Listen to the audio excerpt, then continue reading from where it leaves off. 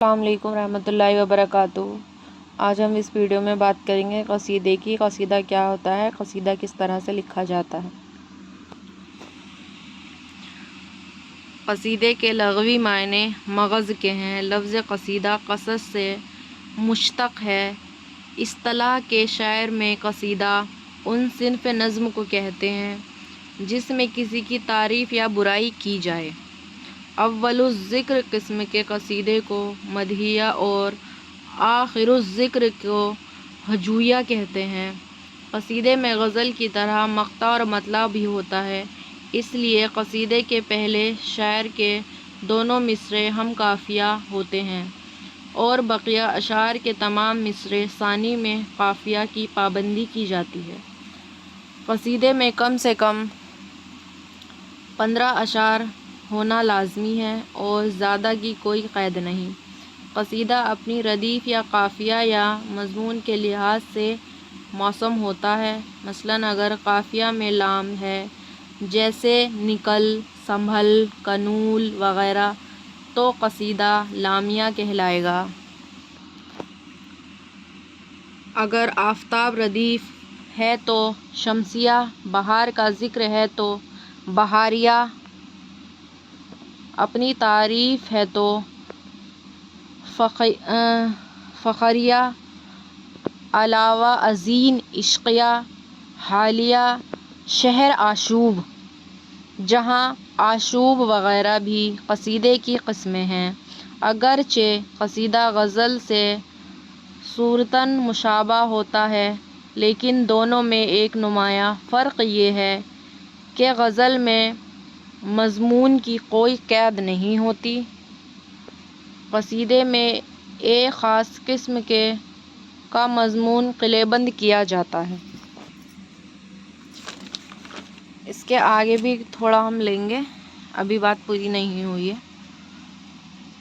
قصیدہ 4 حصوں پر مشتمل ہوتا ہے۔ پہلے حصے کو تشبیب، دوسرے کو گریز اور تیسرے کو مدعا اور چوتھے کو دعائیہ کہتے ہیں۔ پہلے حصے میں نفس کلام یعنی ممدوح کی تعریف سے بحث نہیں ہوتی، اس کے اندر شاعر اپنی خواہش کے مطابق جس مضمون کو چاہتا ہے نظم کرتا ہے، اس پر کسی طرح کی فنی پابندی نہیں ہوتی، اس میں سے اپنی جدت، ذہانت اور طباعی کا ثبوت پیش کرنے کا موقع ملتا ہے۔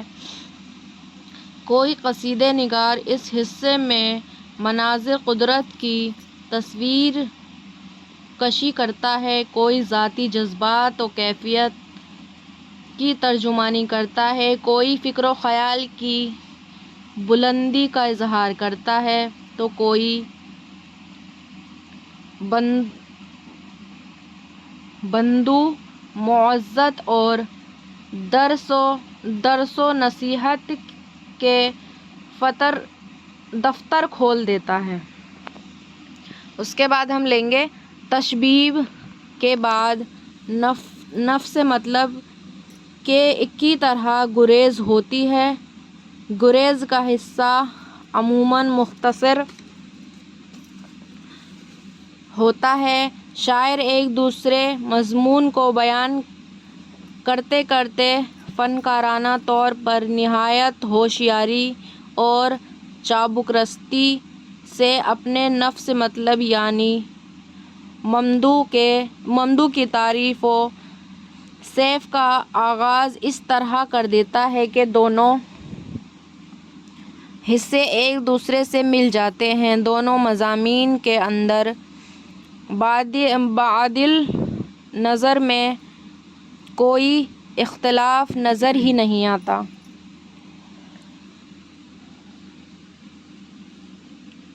اور غور کرنے پر بھی تشبیب کا حصہ گریز کی سرانہ کیفیت سے قصیدے کے تیسرے یعنی مدحیہ حصے کا پیش منظر معلوم ہونے لگتا ہے۔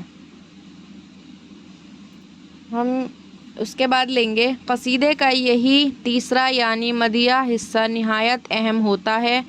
اسی کے اندر شاعر نہایت پر شکوہ انداز میں اپنے مدعو کی مبالغہ آمیز تعریف بیان کرتا ہے۔ اس کے بعد ہم لکھیں گے